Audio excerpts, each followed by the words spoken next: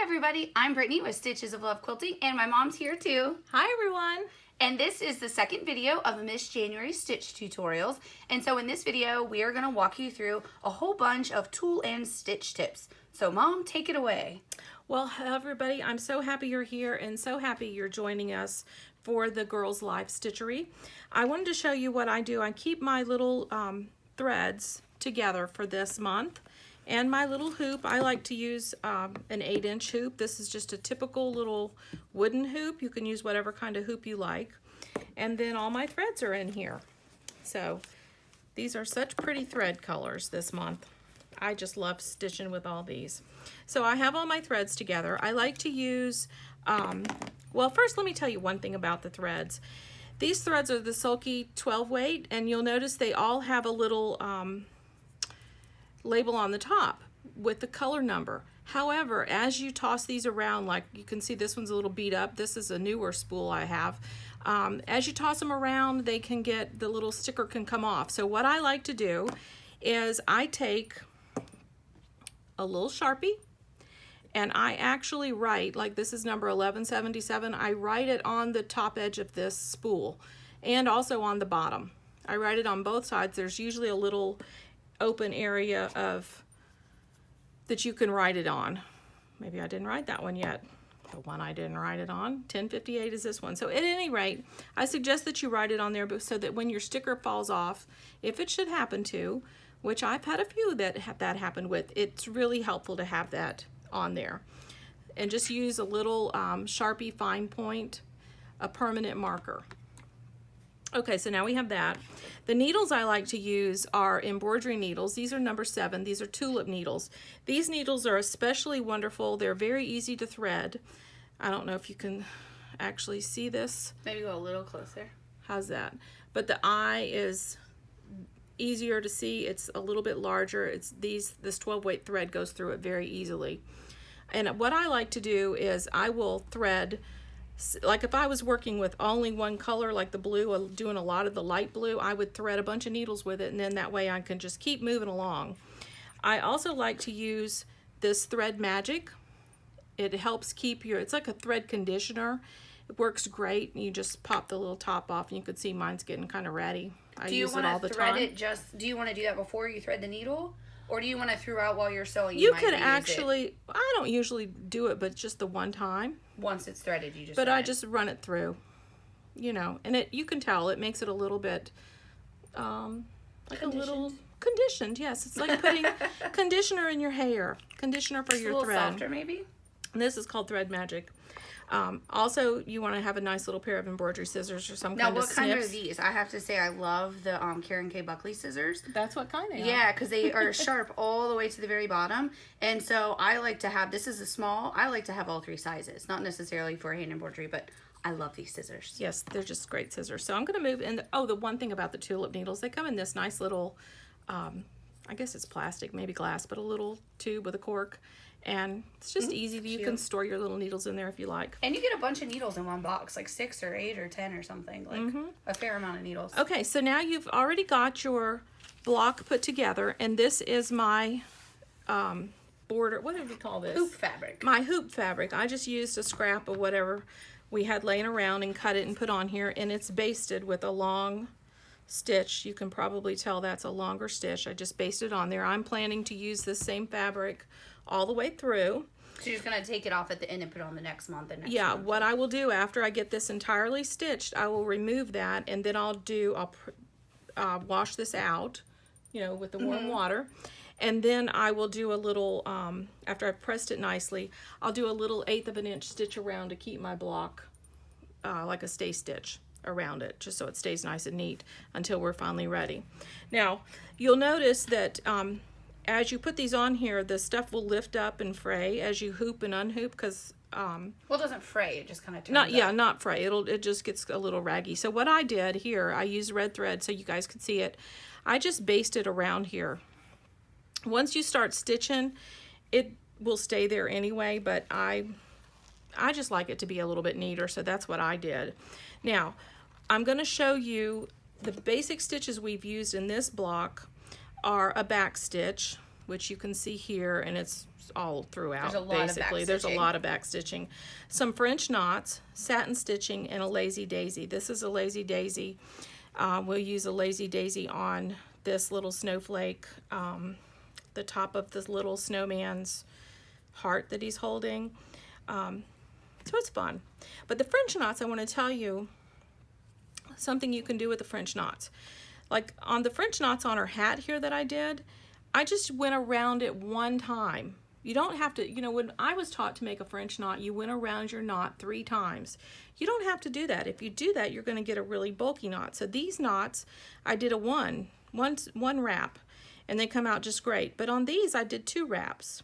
When I do the French knots on her dress down here, I'm going to do 3 wraps around my needle. Just so you all know, there's on the same page where you see this video, we've taken close-up pictures of different segments of these motifs so that you can see everything really nice and up close outside of the pictures included in that in the pattern. Right. And so let's just get started with some stitching. Start stitching, Mama. Okay.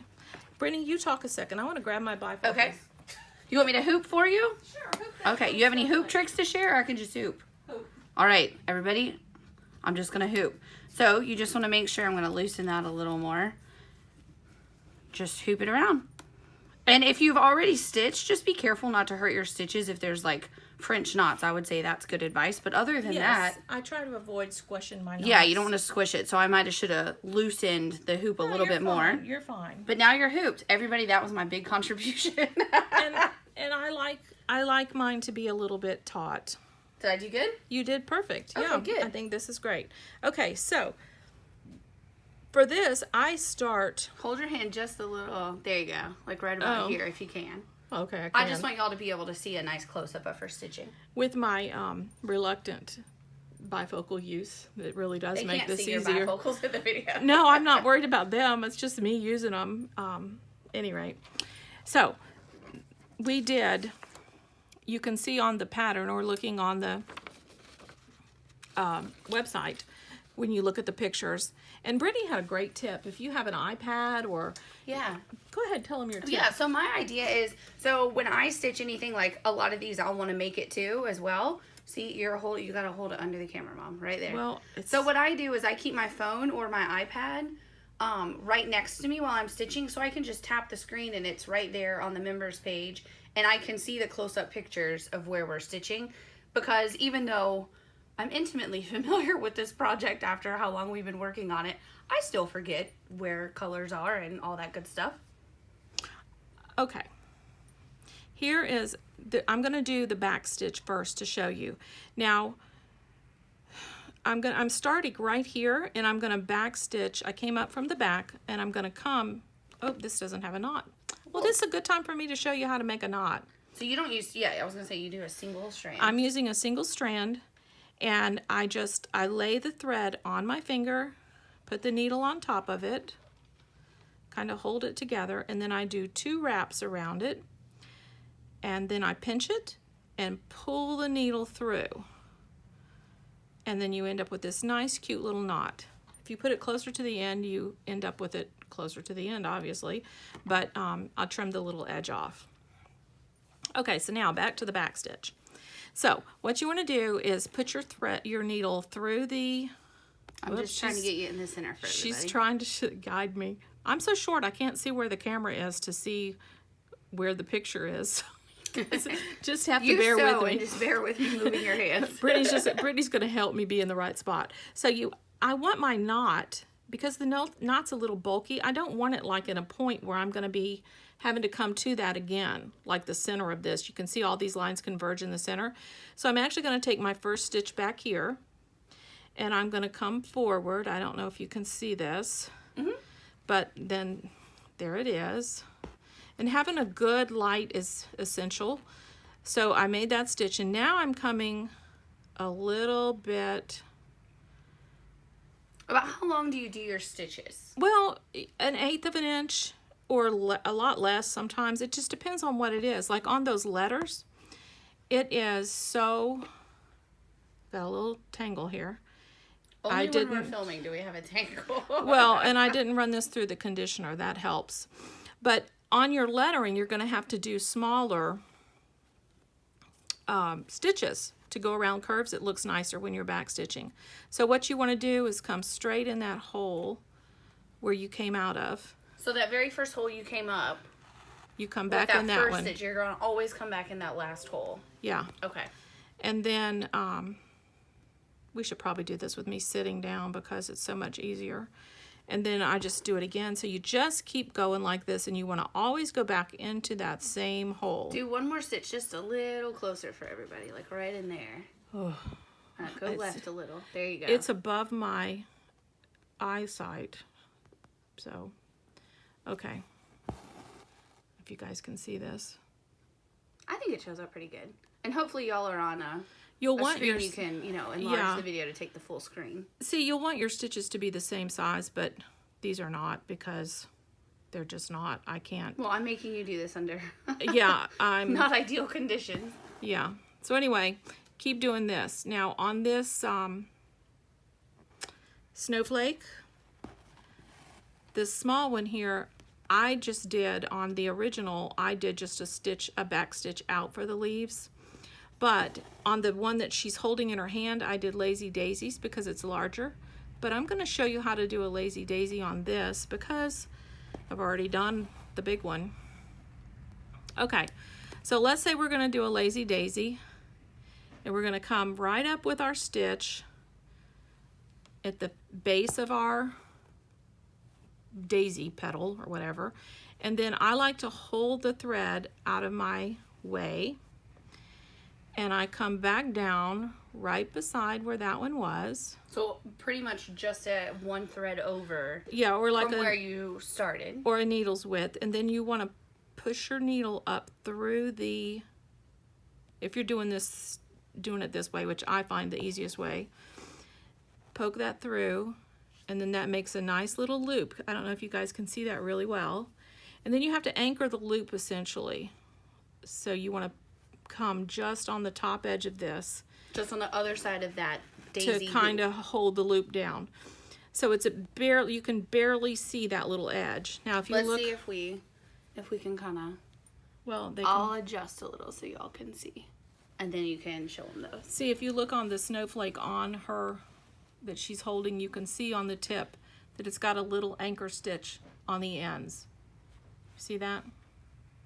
But then on these little tiny ones in between, I just did a basic back stitch, which is what you would typically want to do on this size because it's so small. So I have a question. Okay. And everybody watching, y'all might already know the answer, and so I'm asking a silly question. But let's look at what you stitched. When you did, let's say you did this lazy daisy, would you have already done this whole back stitch line and then go back and do your lazy daisies? Or yes. Would you back stitch to here, do a lazy daisy, back stitch, lazy daisy? Actually on this, I believe that what I did was I started my back stitch right here and did a back stitch, and then I did another back stitch and then did a lazy daisy, back stitch, So you're not traveling with your thread, down. You're kind of stitching in a methodical way. Yeah, see?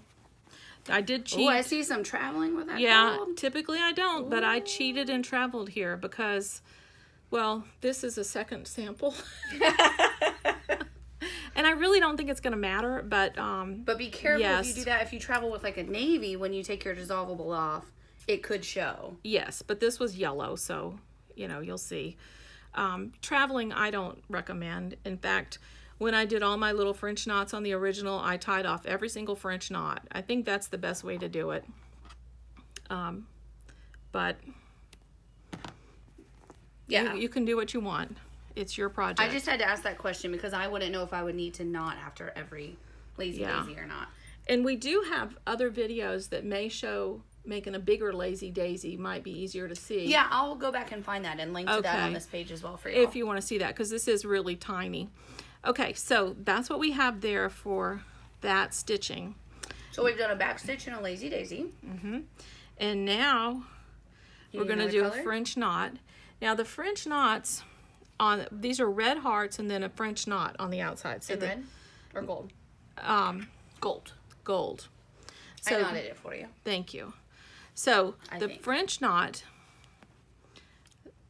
am I in the right spot? Yeah, you're good. You're centered. Okay. So you want to come up where the dot is, bring this up. You can do it on the table. Can I'll please? zoom in. Everybody bear with me while I zoom. Thank you, because I really... Go back just a little for me. Back where? There you go. Oh, good. Y'all, we're not a big company with a production crew. We do it ourselves. So. Yeah, we don't have one of those clappers like they did in the old black and white movies. Yeah, where they're like, scene one, otherwise, scene two. Otherwise we would have take 97, take 98. Well, we still have that. We just don't document it. Yeah. It looks like we just did it right the first time. Okay, so now you've put your needle through and your knot's on the back. I used to hate French knots. Now this one, because it's going to be kind of prominent on this, I'm going to do 3 wraps. Did you see how I wrapped that around? Yeah, let me zoom a little more for everybody. There we go. It's wrapped around the needle 3 times.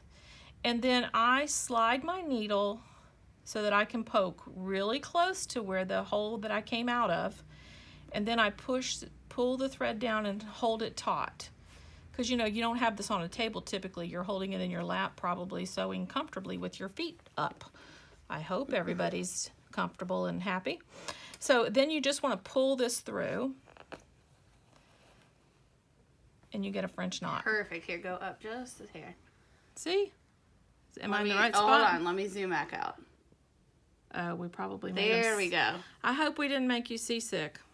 So I'll just travel over here and make another one. Let's see if I can do one up here with my hand up here. And so that's 3 wraps. But otherwise, you should knot off. You're traveling just for sake of the video. Yes, I would knot this. 2, 3 times around. Oh, it's so hard to do in the air. Come back down close. I don't know if you can see that. Good showing. Okay.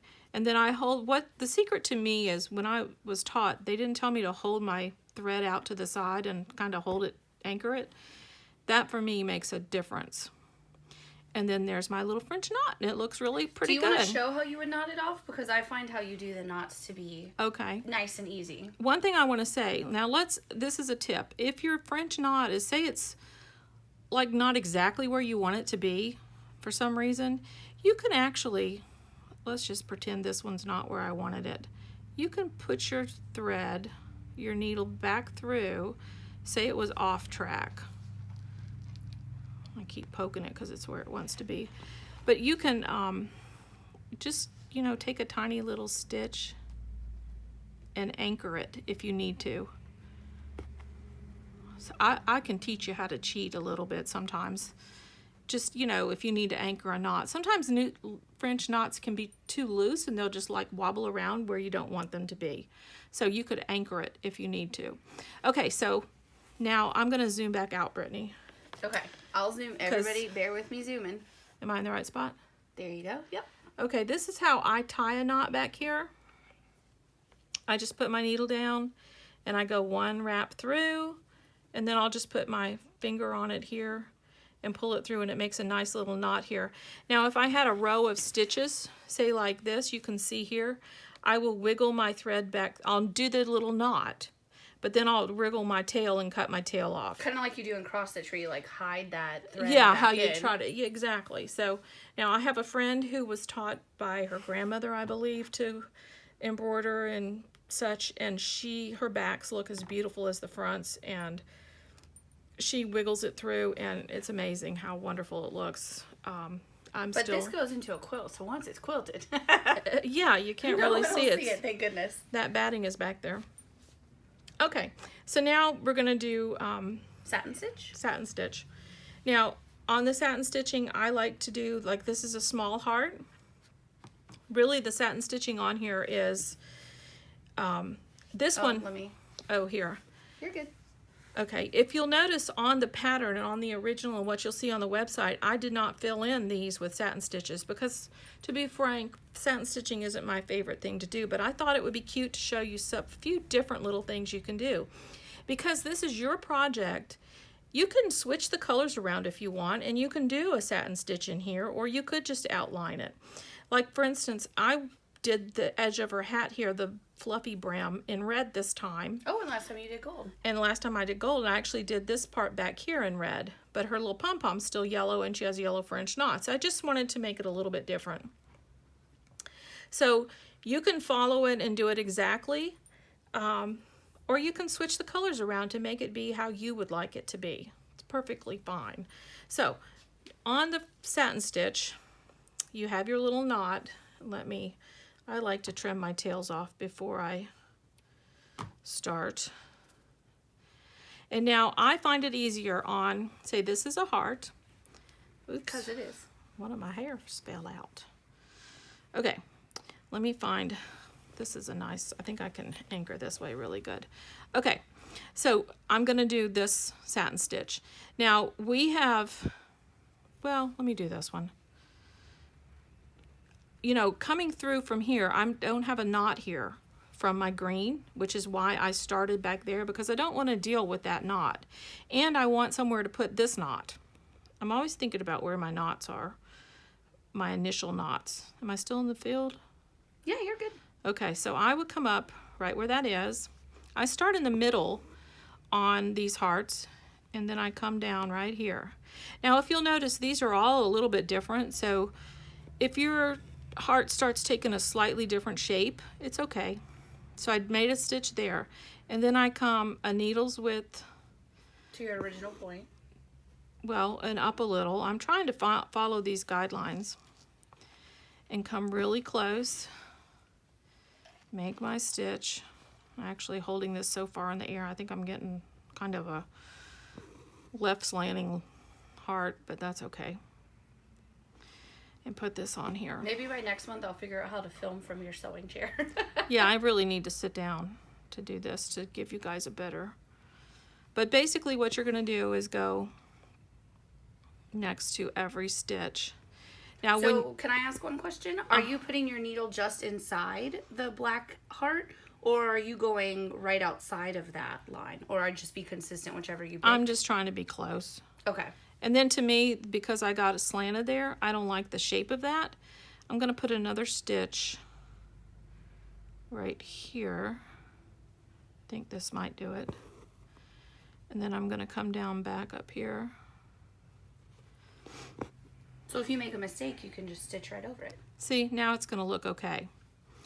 And if you're doing a larger area, what I'll do a lot of times, a couple things. If I'm doing a larger area, I will double strand, tie 2 strands together to make my knot, so I have a double strand of thread. So it takes less time to stitch? It takes a little bit less time to stitch. It gives you better coverage, but I will also put my stitches a little bit apart from each other. Can't get this in here for some reason. There we go. And then I'll come back and fill in. See, like this, you can sometimes control your shape a little bit better. Like this. Now, you want to be careful on the end, because if you put in too many stitches, you end up with a flat edge. So now we want to put another one here.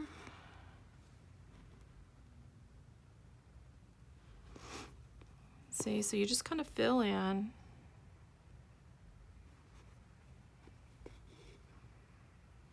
Oops, see, that's a little crooked, but honestly, everybody, you have to remember this is going on a quilt, and while we want everything to be just right, if your little heart's a little wonky, see, now when you hold that back and you're not like looking so close as we are when we're stitching, it looks pretty darn good. It looks like a heart from here. It looks like a heart to you? Yeah. And see, these turned out pretty good. Look at her little teeny weeny heart. And those are little tiny French knots there. You can change the colors on those or not. Oh, one thing I do want to talk about, filling in. When I stitched this January, I did it a little bit different than what I did when I stitched originally.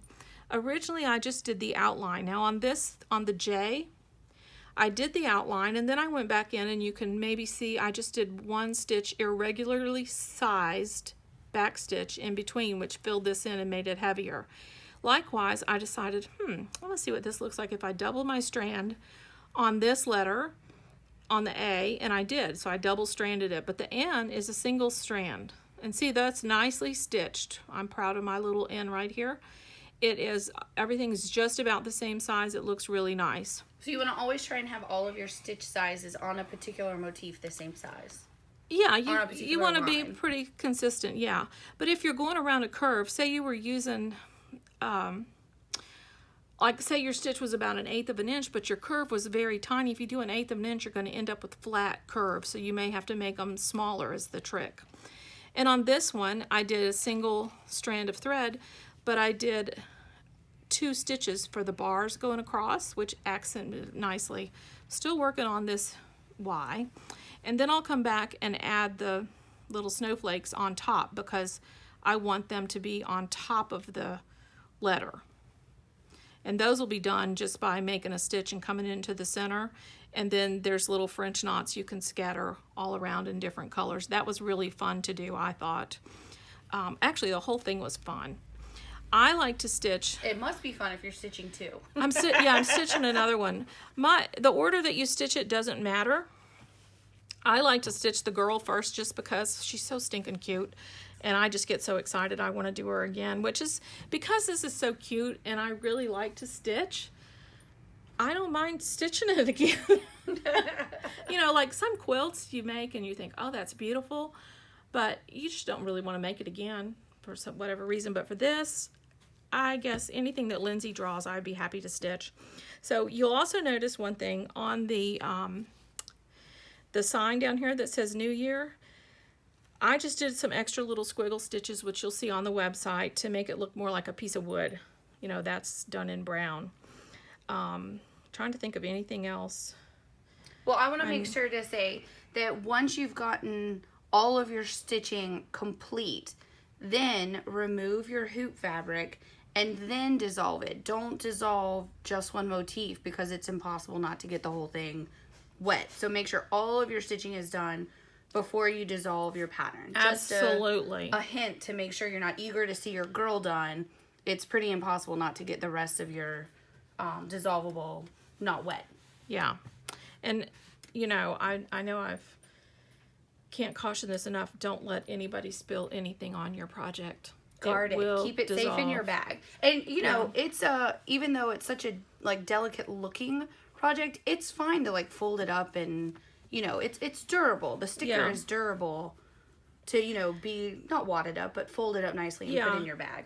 And we really, you know, when we put these on here, by the nature of this project, because everything is printed on 8.5 by 11, and then we cut our motifs to fit into certain blocks, you don't really need to worry about having excess gunk from the sticker.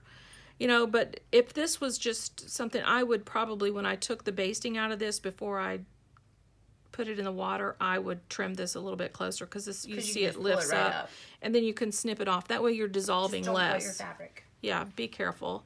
Be very careful. You don't want to hurt your work. But we'll have... I'll post a video of, this isn't obviously ready to dissolve yet. Mom has a bit more stitching.